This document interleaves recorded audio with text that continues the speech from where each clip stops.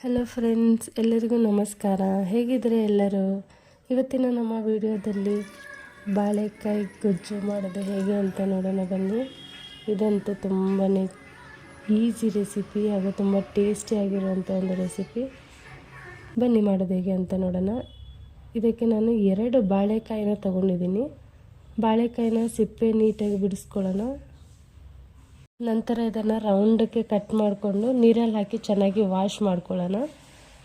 Wash ಮಾಡಿಕೊಂಡು ನಾನು ಇದನ್ನು ಕುಕ್ಕರ್ ಇಟ್ಕೊಂಡಿದ್ದೀನಿ. ಇವಾಗ ಕುಕ್ಕರ್ಗೆ ಇದು ಕಟ್ ಮಾಡ್ಕೊಂಡಿರೋಂಥ ಬಾಳೆಕಾಯಿನ ಹಾಕ್ಕೊಂಡು ಒಂದು 300 ml ಅಷ್ಟು ವಾಟರ್ ಹಾಕ್ಕೊಳ್ಳೋಣ. ಹಾಕ್ಕೊಂಡು ಅದಕ್ಕೆ ರುಚಿಗೆ ತಕ್ಕಷ್ಟು ಉಪ್ಪು ಹಾಗೂ ನಾನಿಲ್ಲಿ ಖಾರಕ್ಕೆ ಸಾಂಬಾರು ಪುಡಿ ಯೂಸ್ ಮಾಡ್ತಾಯಿದ್ದೀನಿ. ನೀವು ಖಾರದ ಪುಡಿ ಆದರೂ ಯೂಸ್ ಮಾಡ್ಕೊಳ್ಬೋದು.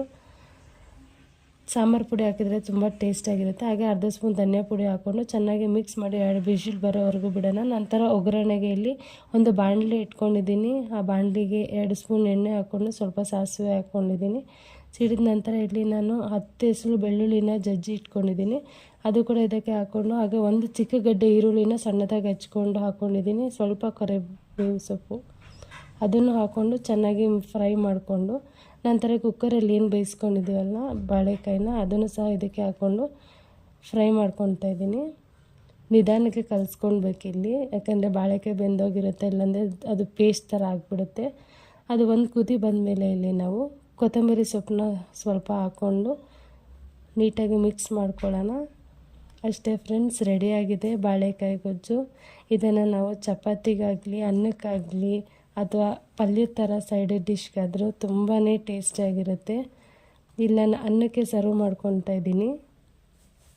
ಬಿಸಿ ಬಿಸಿ ಅನ್ನದ ಜೊತೆ ತಿಂತಾಯಿದ್ರೆ ಅಂತ ಟೇಸ್ಟ್ ಹೇಳೋಕ್ಕೆ ಆಗಲ್ಲ. ನೀವು ಒಂದು ಸಲ ಮನೇಲಿ ಟ್ರೈ ಮಾಡಿ ಹೇಗಿದೆ ಅಂತ ನಮ್ಮ ಕಮೆಂಟ್ ಸೆಕ್ಷನಲ್ಲಿ ಕಮೆಂಟ್ ಮಾಡಿ. ಹಾಗೆ ಇದೇ ಥರ ವೀಡಿಯೋಗಳಿಗೋಸ್ಕರ ನಮ್ಮ ಚಾನಲ್ನ ಲೈಕ್ ಮಾಡಿ, ಶೇರ್ ಮಾಡಿ, ಸಬ್ಸ್ಕ್ರೈಬ್ ಮಾಡೋದನ್ನು ಮಾತ್ರ ಮರಿಬೇಡಿ ಫ್ರೆಂಡ್ಸ್. ಹಾಗೆ ಇವತ್ತಿನ ನಿಮ್ಮ ಮನೇಲಿ ಏನು ವಿಶೇಷ ಅಡುಗೆ ಅಂತ ನಮ್ಮ ಕಮೆಂಟ್ ಸೆಕ್ಷನಲ್ಲಿ ಕಮೆಂಟ್ ಮಾಡಿ. ಹಾಗೆ ಮುಂದಿನ ವೀಡಿಯೋದಲ್ಲಿ ಸಿಗೋಣ. ಬಾಯ್ ಎಲ್ಲರಿಗೂ.